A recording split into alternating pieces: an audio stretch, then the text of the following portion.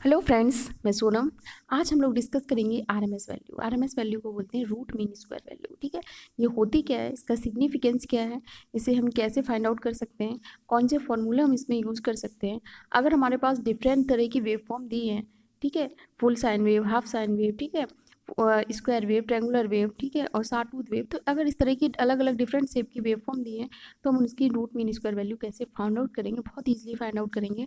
ठीक है, और अगर हमारे पास कुछ इस तरह से क्वेश्चन दिए गए हैं जिसमें एसी और डीसी दोनों टर्म है, ये एसी का टर्म है, ये डीसी का टर्म है, और डीसी एसी के जो हमारे पास टर्म है उनकी फ्रीक्वेंसी भी अलग है। ठीक है, ये साइन 3 ओमेगा टी यानी कि 3, ठीक है, इसमें 1, ठीक है, इनकी 1 रेडियन, ठीक है, यानी कि फ्रीक्वेंसी भी हमारी अलग अलग दी गई है।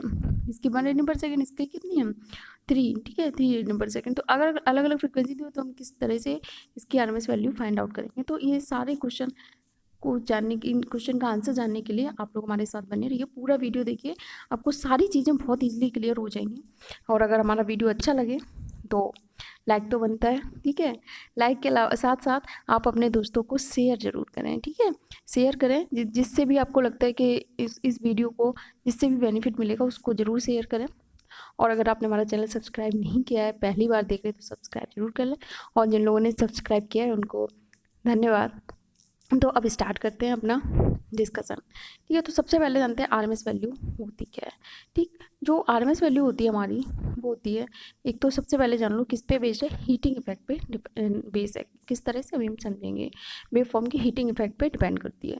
ये क्वेश्चन भी एक नंबर में पूछा गया है कई बार। जो वोल्टेज होता है जिसपे हीट डिसिपेशन जो होता है एसी सर्किट में जितना हीट डिसिपेशन हो रहा, ठीक है, is equal to heat dissipation in DC circuit. ठीक है, वह वोल्टेज जिसपे हीट डिसिपेशन एसी सर्किट में किसके इक्वल है, हीट डिसिपेशन डीसी सर्किट, उसको हम बोलते हैं आरएमएस वैल्यू। इसके लिए कंडीशन क्या है, जो रेजिस्टेंस है उसकी वैल्यू और जो टाइम है, जितने टाइम के लिए ऑपरेट कर रहा है वो क्या होना चाहिए, सेम। ठीक है, अगर आपको इस तरह से नहीं समझ में आ रहा तो ये देखो, अगर आपके पास एक वेवफॉर्म है, ठीक है, मान लिया हमने ये कैसी हमारी साइन वेवफॉर्म है, इसको हमें एक वोल्टेज असाइन कर दिया अभी। तो अगर अब आप इस वेवफॉर्म का वोल्टेज, ठीक है, वेवफॉर्म का वोल्टेज मान लो आपने किसी रजिस्टर पे, ये मान लो हमारा कोई रजिस्टर है, ठीक, इस रजिस्टर पर आपने ये वोल्टेज अप्लाई किया, वेवफॉर्म का वोल्टेज अप्लाई किया, तब जितनी हीट डिसिपेट होगी इस रजिस्टर के अक्रॉस, उतनी ही हीट, ये जो अपना कांस्टेंट वोल्टेज है ना, ये लगा अप्लाई किया तब डिसिपेट होगी। यानी कि हीट डिसिपेशन जो होगी किसमें, एसी और डीसी सर्किट में, इक्वल होगी जिस वेरिएबल वोल्टेज, क्योंकि केवल वोल्टेज की वैल्यू चेंज होगी, रेजिस्टेंस और आपका टाइम क्या रहेगा, कांस्टेंट। ठीक है, तो यहाँ पे हमारा देखो वोल्टेज आपका कैसा है, वेरिएबल। ठीक है, वोल्टेज चेंज हो रहा है, वोल्टेज वेरिएबल है, और रेजिस्टेंस और हमारा टाइम क्या रहेगा, कांस्टेंट। अब देखो, अगर डीसी सर्किट की बात करो, पावर क्या होती है, आई स्क्वायर आर। अगर इस सर्किट को आप टी सेकंड के लिए ऑपरेट करो तो हीट क्या हो जाएगी, आई स्क्वायर आर टी।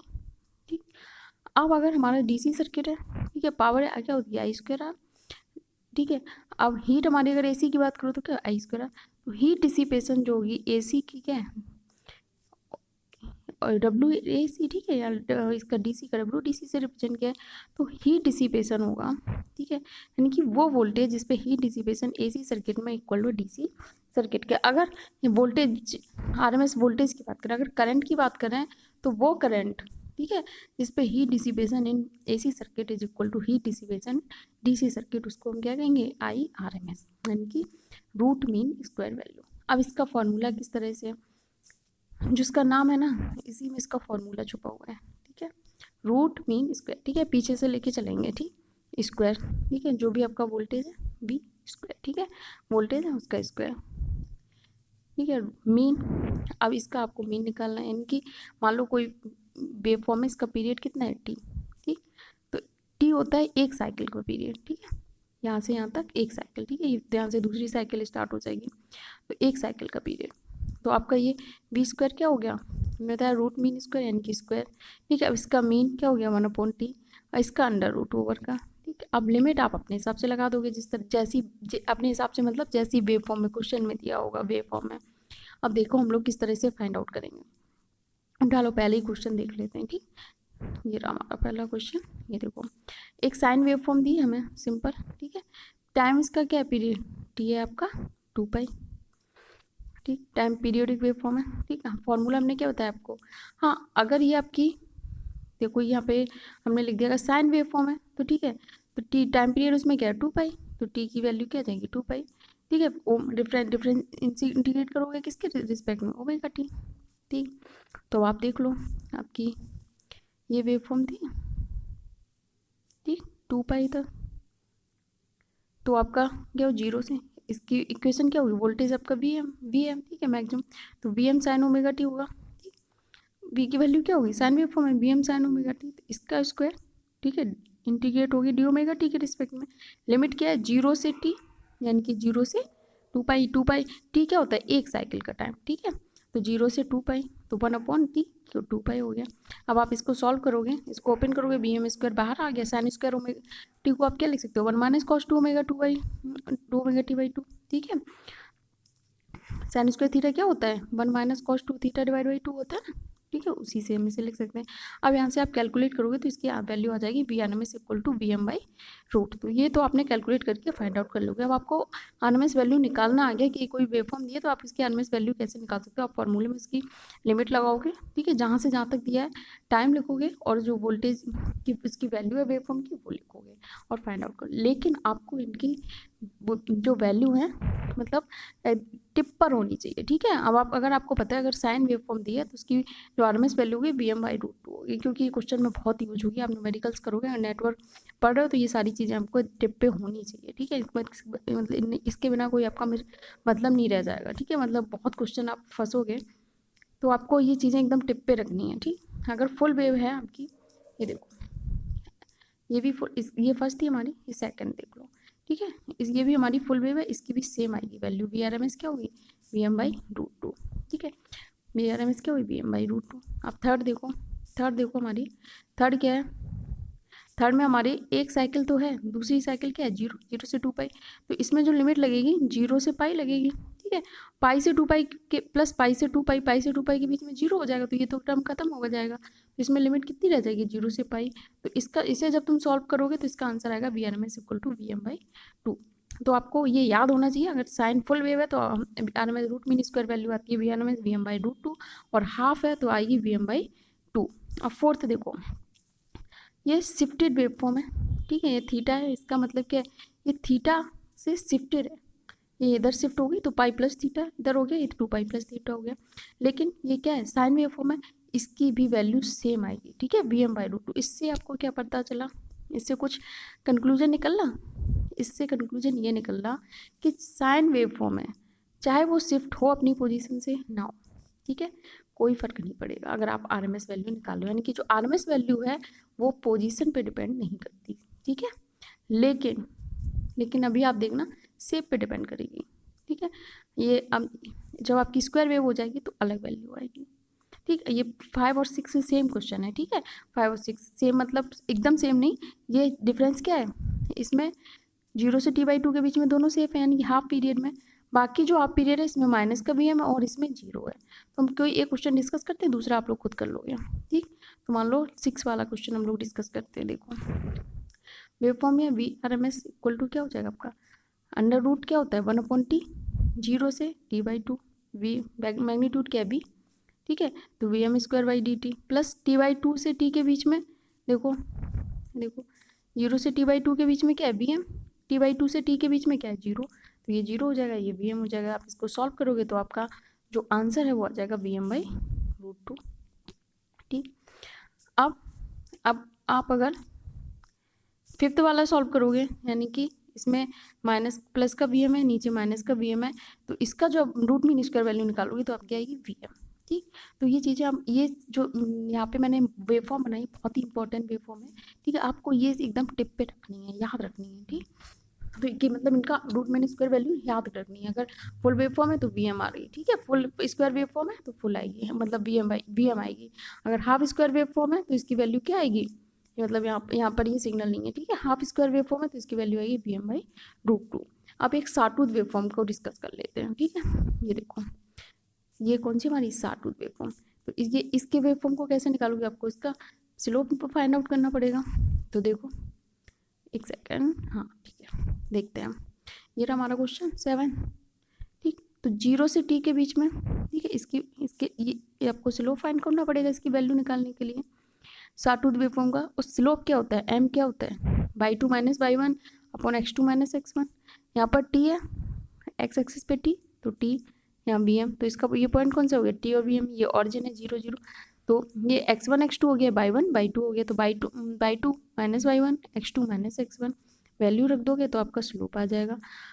स्लोप क्या होता है, y इक्वल टू क्या होता है, mx, यहाँ y की जगह क्या है, वोल्टेज है v, ठीक, m क्या है, स्लोप आपने फाइंड कर लिया vm by T, x axis पे क्या है, टाइम पीरियड, ठीक है, तो t, ठीक, v इक्वल टू आपकी क्या वैल्यू आ गई, vm by T into T.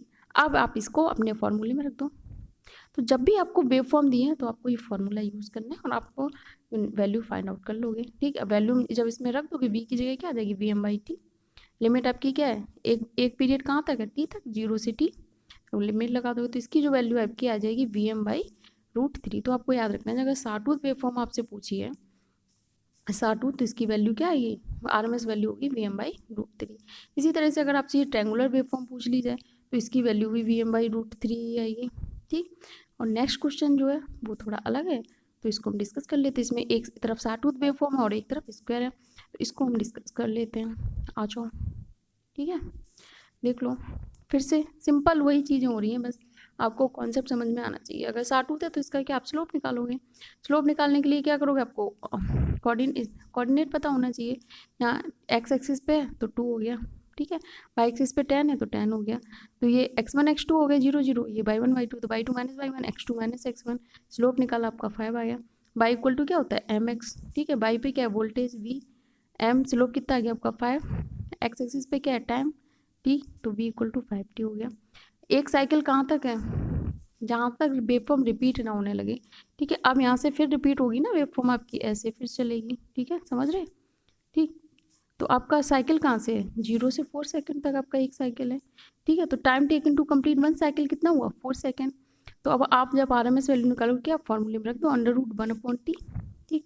अब आपके पास फंक्शन अलग अलग आ रहे हैं, ठीक है, तो अलग अलग रखना पड़ेगा। लिमिट 0 से 2 तक आपका क्या हो जाएगा 5t, ठीक है, तो 5t whole square v square होता है तो होल स्क्वायर हो जाएगा। अब 2 से 4 के बीच में लिमिट लगाओ, 2 से 4 के बीच में क्या ना माइनस का 2 होल, तो माइनस के 2 का होल स्क्वायर, इनको इंटीग्रेट करके सॉल्व करोगे तो आपका आंसर आ जाएगा, ठीक। अब ये आपको अगर समझ में आ गया कि अगर कहीं वेवफॉर्म दी है तो हमको किस तरह से उसको सॉल्व करना है, किस तरह से उसकी एनालिसिस करनी है कि हम और किस तरह से उसका आरएमएस वैल्यू निकाल सकते हैं। तो अब हम बात करते हैं अगर हमें एसी और डीसी टर्म दोनों दिए, जब एसी और डीसी टर्म आपको फोरियर सीरीज वगैरह में पढ़ोगे, ठीक है, तो उससे उस तरह से भी आप फाइंड आउट कर सकते हो। लेकिन क्या होता है जब वेव फॉर्म होती है तो हमारे पास ये टर्म नहीं होते, तो हम इस तरह से फाइंड आउट नहीं कर पाते। तो जब वेव फॉर्म दी होती है तो हम फार्मूला लगाते हैं, लेकिन हमारे पास जब अगर एसी और डीसी दोनों टर्म दिए हुए हैं तो हम इन्हें डायरेक्ट फाइंड आउट कर सकते हैं। लेकिन ये कब अप्लाई करना है, जब मल्टीपल फ्रिक्वेंसी दी है आपको, अलग अलग फ्रिक्वेंसी दी है, ठीक। तो आप इसको किस तरह से फाइंड आउट करोगे, V R M S equal to हो जाएगा RMS 1 का होल स्क्वायर टू, मतलब सबकी रूट मीन स्क्वायर वैल्यू का होल स्क्वायर, तो आपको VRMS पता चल जाएगा, ठीक। तो ये 3 DC टर्म का क्या सीधा होल स्क्वायर हो जाता है DC में RMS निकालने के लिए। और अब ये आपकी साइन वेव फॉर्म दी है, ठीक है, साइन वेव फॉर्म दी है, क्या दी है sin 3t। हमने बताया साइन, अगर साइन वेव फॉर्म दी है, साइन का हमने अभी आपसे करवाया RMS वैल्यू क्या होती है vm बाई √2, तो vm या मैग्नीट्यूड क्या है, आगे 1 है, कुछ नहीं है sin 3t के, तो 1 है मैग्नीट्यूड, तो vm कितना हो गया 1, ठीक है। vm बाई √2 होती है फुल वेव फॉर्म यानी कि साइन वेव फॉर्म की, तो क्या हो जाएगी 1 बाई √2 का होल स्क्वायर, ठीक है। इसमें देखो cos omega T, omega cos T को कंपेयर करो cos ओमेगा टी, तो फ्रिक्वेंसी क्या होगी ओमेगा इक्वल टू 1, हमें फ्रिक्वेंसी की जरूरत नहीं है फिलहाल, बस हम जानने की अलग अलग फ्रिक्वेंसी, इसकी फ्रिक्वेंसी 3 थी, 3 रेडियन पर सेकंड थी, इसकी कितनी होगी आपकी 1 रेडियन पर सेकंड। अब देखो अगर आप बात करते हो इसकी कॉस टी, ठीक है, तो इसमें साइन और कॉस की एक ही बात है, ठीक है, साइन और कॉस फुल वेव फॉर्म होगी, ठीक है, बिल क्या होगी vm बाई √2, ठीक है, सेम होता है, तो vm बाई √2 होगा, तो vm मैग्नीट्यूड किसमें कितना है 1 और क्या है √2, ठीक है। इसकी फ्रीक्वेंसी कितनी थी 2 रेडियन, इसकी फ्रीक्वेंसी कितनी थी 3 रेडियन, और मैग्नीट्यूड इसका क्या होगा Vm/√2 यानी कि 1/√2। ठीक, अब इनको सॉल्व करोगे आपका आंसर आ जाएगा। कुछ नहीं करना है, बस आपको अगर डी सी टर्म दिया है तो डायरेक्ट डी सी टर्म लिखो, और ए सी टर्म दिया है उनका साइन और कोसाइन के टर्म में, तो उनकी वैल्यू क्या होगी 1/√2, Vm/√2। तो मैग्नीट्यूड इसके आगे अगर कुछ लिखा होता, ठीक है, साइन 3t लिखा है, अगर यहाँ पे लिखा होता 3 साइन 3t, ठीक है, तो क्या आपका क्या होता Vm यानी कि मैग्नीट्यूड हो गया इसका होल स्क्वायर बाई 2, यानी कि 9 का होल स्क्वायर बाई 2 यानी कि 9√2। ठीक, तब आपका ये होता है, लेकिन यहाँ पे 1 है, दोनों खाली हैं, ठीक है, 1 है मतलब इसका मतलब क्या हो गया 1/√2 का होल स्क्वायर प्लस 1/√2 का होल स्क्वायर। ठीक, तो इसका आपका ये आंसर आ गया। आई होप आप लोगों को एकदम क्लियर समझ में आ गया होगा कि आपको रूट मीन स्क्वायर वैल्यू कैसे फाइंड आउट करनी है। अगर अभी भी आपको कोई डाउट है, कुछ समझ में नहीं आ रहा, कुछ भी है, तो आप लोग हमें कमेंट बॉक्स में अपनी राय में बताएं कि किस तरह, और आपको ये वाला जो क्वेश्चन है 5th, ठीक है, ये सॉल्व करके कमेंट बॉक्स में डालना है आंसर कि आपका किस तरह से आया, आपने फाइंड आउट किया, समझ में आया नहीं आया, क्या जो भी थी चीज़ें। ठीक, तो मिलते हैं नेक्स्ट वीडियो में। धन्यवाद, पढ़ते रहिए आप लोग, अपने सपनों को जिंदा रखिए।